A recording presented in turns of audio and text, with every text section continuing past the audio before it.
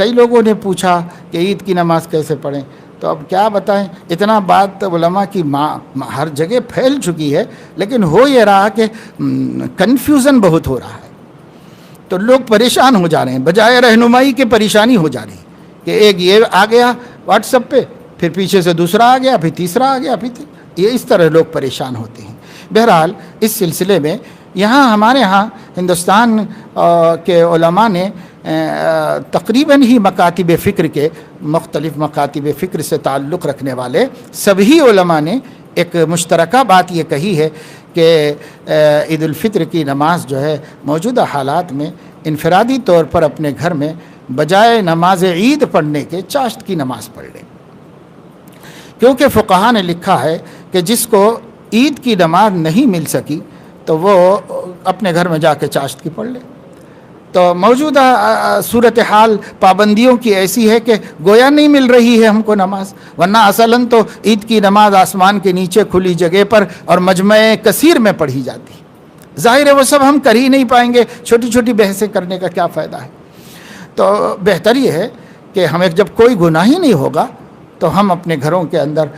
چاشت کی نماز 4 رکعت پڑھ لیں، 8 رکعت پڑھ لیں، 12 رکعت پڑھ لیں، اور ہماری خوشی اور ہماری عید اور تہوار کی خصوصیت یہ ہے کہ اللہ کا ذکر اور اس کی بڑائی کثرت سے کرتے ہیں۔ نماز بھی بڑھا دی گئی، 6 نمازیں کر دی جاتی ہیں، اور نمازوں کی تکبیرات بھی بڑھائی جاتی ہیں، پھر ہم جاتے ہوئے تکبیرات پڑھتے ہیں، آتے ہوئے تکبیرات پڑھتے ہیں۔ گویا اللہ تعالیٰ یہ بتانا چاہتے ہیں ہمارے طرز عمل سے، ہم اللہ کو یہ بتانا چاہتے ہیں، ہمارے نبی نے ایسا سکھایا کہ اللہ پاک ساری دنیا اپنی خوشیوں کے دن انسانیت کی سطح سے بھی نیچے گر جاتی ہے، اور ہم تیرے نبی کے صدقے میں آج خوشی کے دن سب سے زیادہ تجھی کو یاد کرتے ہیں۔ ہماری خوشی یہ ہے کہ ہم تیرا ذکر بڑھا دیں، ہم تیری تکبیر بڑھا دیں، تیری تسبیح بڑھا دیں، یہی ہماری خوشی ہے، یہی ہماری عید ہے۔ تو اس لیے نماز بھی پڑھیں اور تکبیر بھی پڑھیں، اور سبحان اللہ والحمد للہ ولا الہ الا اللہ واللہ اکبر، اور اللہ اکبر لا الہ الا اللہ واللہ اکبر وللہ الحمد، اس کو کثرت سے پڑھیں، اور جو ہے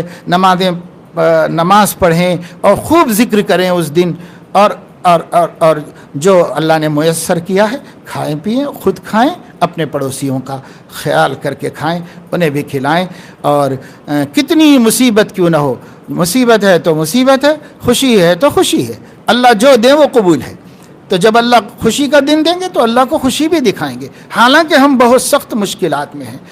بس سادگی سے خوشی دکھائیں گے، اور خود بھی کھائیں، دوسروں کو بھی کھلائیں، صدقۃ الفطر اہتمام سے ادا کر کے دوسروں کے گھر میں بھی چولہا جلوائیں، اور اپنے گھر کے اپنے بچوں کے ذرا اچھے کپڑے زیادہ ہوں اس میں سے 2-4 غریب کے گھر میں بھجوا دیں، پرانے ہی صحیح، تو وہ لوگ بھی پہن لیں گے، اچھے ہمارے بچے بھی پہن لیں گے۔ نیا پہننا کوئی ضروری نہیں ہے، جو ہمارے پاس موجود ہے اس میں سے بڑھیا والا پہن لو، بس یہ ہے۔ اور اللہ کو خوشی دکھاؤ، خوشی اس طور پر کہ ہنسو، بولو، خوشبو لگاؤ، گھر میں پکاؤ، کھاؤ، یہ اللہ کو دکھاؤ کہ اللہ آپ نے جو حکم دیا تو وہ ہمیں قبول ہے۔ گھر میں رہنے کو کہا تو گھر میں رہے 3 مہینے سے، آپ کہہ رہے ہیں آج خوشی مناؤ، آج ہم خوشی بھی منا کے، آپ جو کہیں گے وہ کریں گے۔ آپ نے کہا تھا روزہ رکھو تو رکھ، آپ نے کہا تراویح پڑھو، مسجد نہیں جانا گھر میں پڑھو تو گھر میں پڑھی، جو آپ کے فرمان آئے ہم اس پہ عمل کرتے رہے۔